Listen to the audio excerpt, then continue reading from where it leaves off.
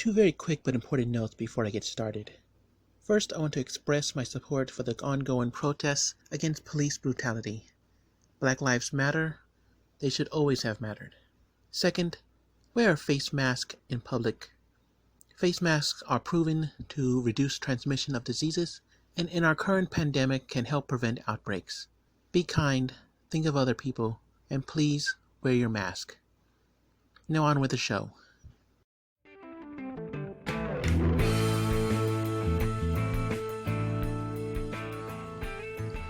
Good evening, folks. You are listening to KQNP 93.3 FM. It is 48 degrees outside, high of 54 tomorrow, scattered thunderstorms throughout the morning. Don't forget your umbrella. It is 180 in the quiet of the night. Tonight's case was compiled by James Wong with research help from Glenn Morgan and Jeffrey Riddick from newspaper articles, police reports, FBI files, and coroner reports. I have for you tonight 1 supposed suicide and 4 deaths ruled by the authorities as accidental. First up, the suicide. Todd Wagner, age 17, was a student at Mount Abraham High School in Mount Abraham, New York. On June 22, 2000, he apparently committed suicide in his bathroom by hanging himself with the clothesline. Many believe he was despondent over the death of his brother George, who had died in an airplane accident the previous month. The day before his suicide, he spoke at a memorial for the accident victims. It's possible dredging up the memories of his brother's death was too much. His friend Alex Browning disputes this, saying they had made plans to go on a trip together in the future. The sad truth is, suicidal people often continue to make plans up to and after when they decide to kill themselves. The first accidental death was Terry Chaney, age 18, also a student at Mount Abraham High School. On June 23, 2000, she died in an accident with a speeding bus. That morning, Terry was riding in her boyfriend's car when he saw Alex Browning, another student at Mount Abraham High, seated outside a cafe.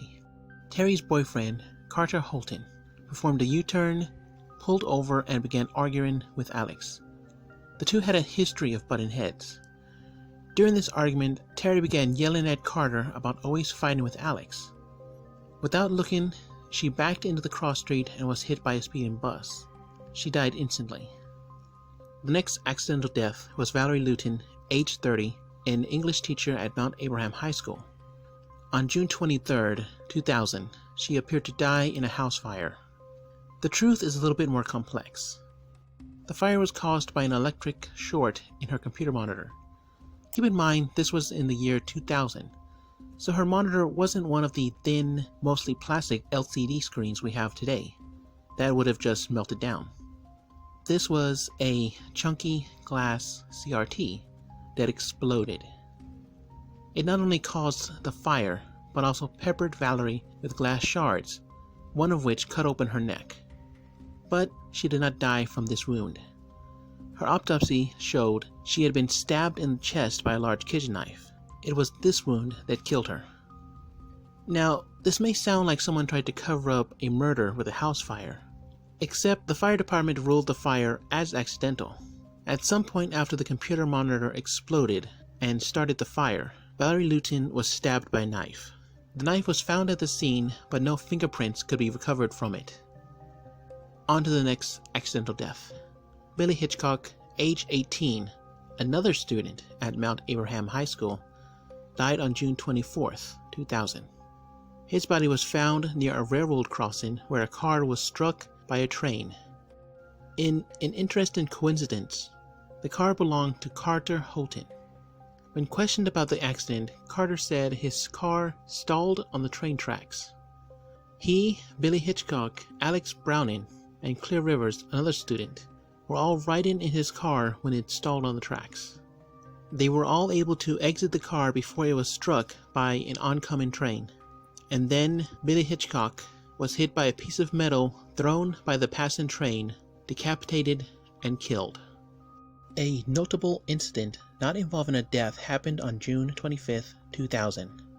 Clear Rivers, age 18, was almost caught in a Rube Goldberg death machine.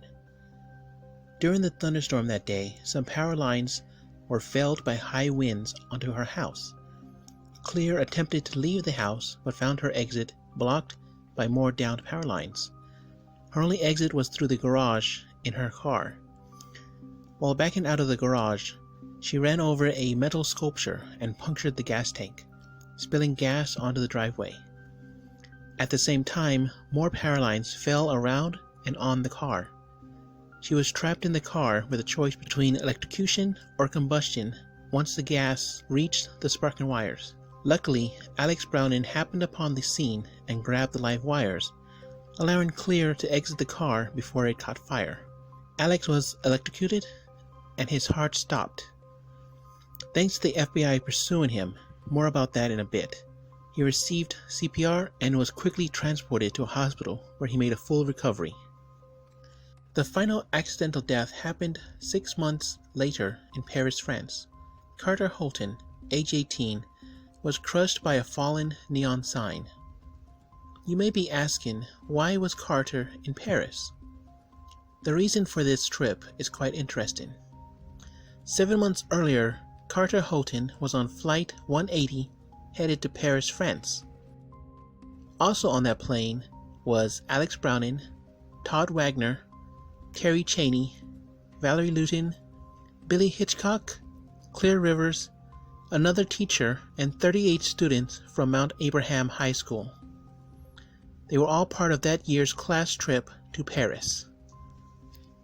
Before the plane took off, Alex had a panic attack and began yelling about the plane crashing. Carter attempted to quiet Alex and the two began fighting in the aisle. The co-pilot forced the two off the plane. Billy Hitchcock, who was also in the aisle, got swept up in the fight. Carrie Cheney followed her boyfriend off the plane. Todd Wagner left the plane to check on his best friend. Valerie Lutin and Larry Morneau, the teachers chaperoning the trip, followed to check on their students.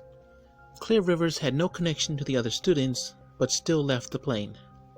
The co-pilot at first barred the students and teachers from reboarding the plane, but Larry Morneau was eventually allowed to reboard the plane. Flight 180 crashed shortly after takeoff.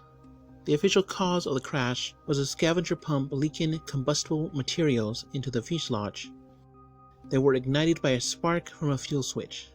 The fire then fed into a fuel pump, causing a catastrophic explosion. After the crash, the survivors were interviewed by the FBI due to suspicion that the crash was not an accident. Most of the suspicion fell on Alex Browning. He had, after all, been yelling the plane was going to crash. But no evidence of wrongdoing was ever found. It was during these interviews that Claire Rivers was questioned about her reason for leaving the plane.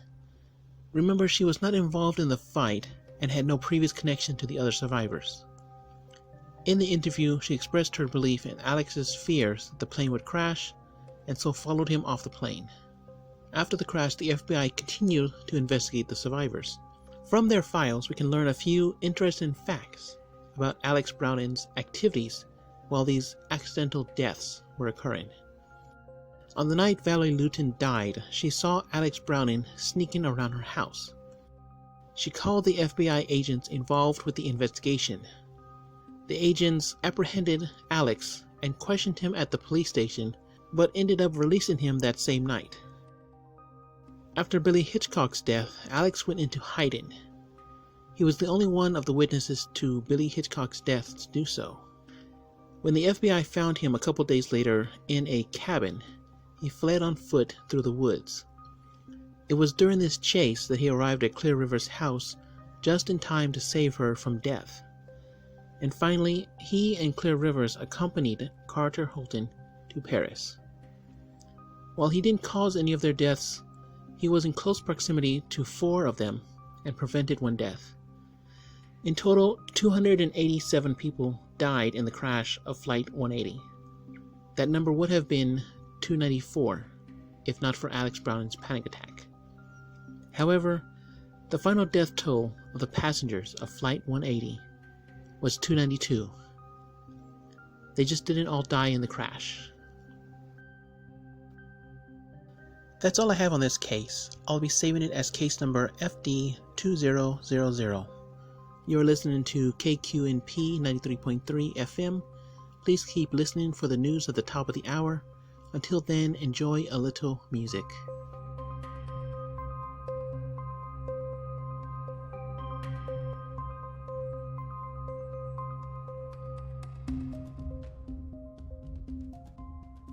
This has been a Quiet of the Night podcast. Tonight's case file was drawn from a horror movie.